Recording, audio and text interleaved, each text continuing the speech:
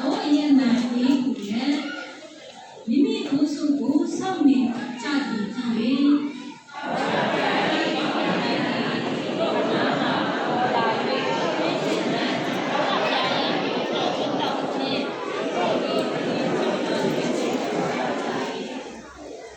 ကောင်းကင်တမန်ကလည်းကြောက်ရွံ့ခြင်းမရှိကြသည်လူပေါင်းတို့သည်အလုံးဝမ်းမြောက်ဝမ်းသာစရာလေးကိုငါသည်သင်တို့အားကြားပြောရမည်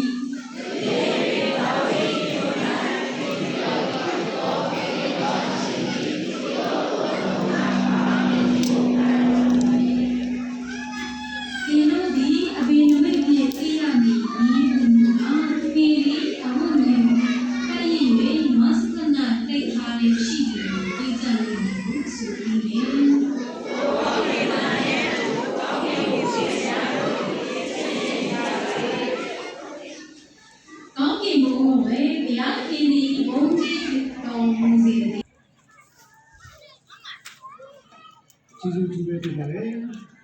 ဆန္ဒဒီရမော်လေးရှင်း